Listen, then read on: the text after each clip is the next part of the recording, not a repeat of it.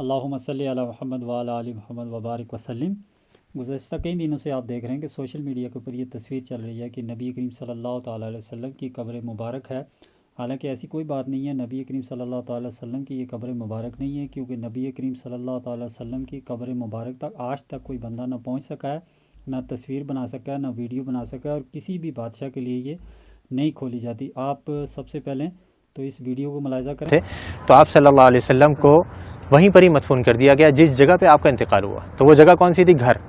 اب گھر کی ظاہری بات ہے چار دیواری تھی، چار دیواری کے باہر کچھ عرصے کے بعد پرانے زمانے میں ہی ایک اور دیوار بنائی گئی جس کے 6 کونے تھے، 6 کونے، یعنی کہ عام طور پہ 4 کونے ہوتے ہیں نا گھر کے دیوار کے، اس کے 6 کونے بنائے گئے تھے۔ یہ 6 کونے کیوں بنائے گئے تھے؟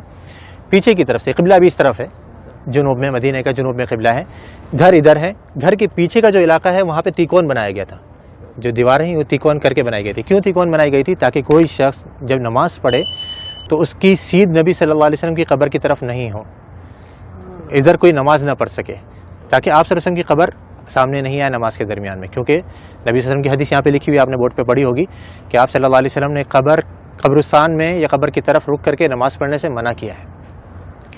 تو وہاں پہ یہ دوسری دیوار بنائی گئی۔ اب 2 دیواریں بنی ہوئی ہیں، تیسری دیوار ان دونوں دیواروں کے درمیان میں بنائی گئی، اس کے باہر نہیں۔ 2 دیواریں بنی ہوئی ہیں، ان کے درمیان میں یہ تیسری دیوار بنائی گئی۔ تو اس دیوار کے اوپر یہ گنبد کھڑا ہوا ہے، اس دیوار یا اس کے ساتھ میں کچھ چھوٹے موٹے ستون سے ہیں، ان کے اوپر یہ گنبد کھڑا ہوا ہے۔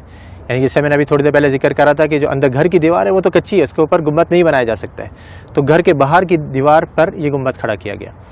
تو اب یہ 3 دیواریں ہیں، یہ 3 دیواروں کے اندر جو پہلی دیوار تھی، سب سے گھر کی جو دیوار تھی، اس کے اندر پہلے زمانے میں ایک کھڑکی تھی، ایک دروازہ تھا، اور اوپر ایک روشن دان تھا، روشن دان وہاں سے ہوا ہے۔ کھڑکی اور دروازہ جو پرانے زمانے میں بند کر دیا گیا تھا، رہ گیا تھا روشن دان، وہ بھی کچھ عرصے کے بعد اس ڈر سے کہیں کوئی پرندہ اندر گر کر کے مر نہ جائے اور اس کی بسان بدبو وغیرہ اندر پھیلے، وہ بھی بند کر دیا گیا بالکل۔ تو اب کوئی اندر جانے کی جگہ باقی رہی؟ نہ دروازہ ہے، نہ روشن دان ہے، نہ کھڑکی ہے، تو بادشاہ بھی نہیں جا سکتے۔ ہاں اگر کوئی جن کو اللہ نے صلاحیت دی ہو کہ وہ دیوار پار کر کے اندر چلے جائے تو ممکن ہے، لیکن انسان نہیں جا سکتے۔